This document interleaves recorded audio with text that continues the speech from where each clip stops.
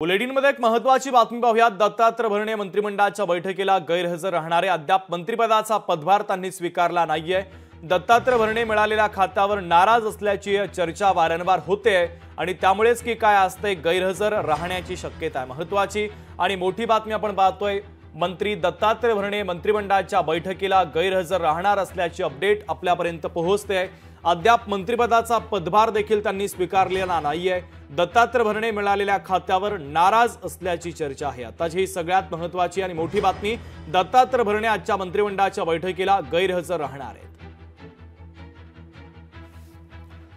उमेश करंजकर आपले प्रतिनिधी या बातमीच्या संदर्भातले अधिकचे अपडेट आपल्यापर्यंत पोहोचवतात। उमेश, दत्तात्रय भरणे यांना जे खातं देण्यात आलं त्याबद्दल ते नाराज असल्याची चर्चा राजकीय वर्तुळामध्ये सुरू होती आणि यामध्येच आज मंत्रिमंडळाची बैठक आहे। या बैठकीला ते येणार नसल्याचं कळतंय। अधिकचे अपडेट नेमके काय आहे?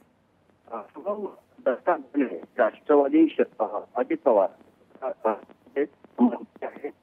त्यांना युवक आणि करण्यात आलेले आहे।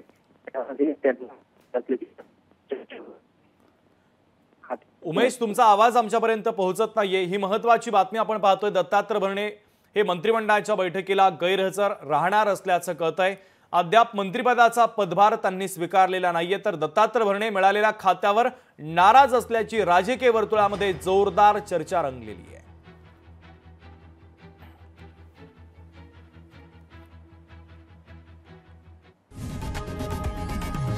लोकशाही मराठी ऐका, पहा, जागरूक रहा।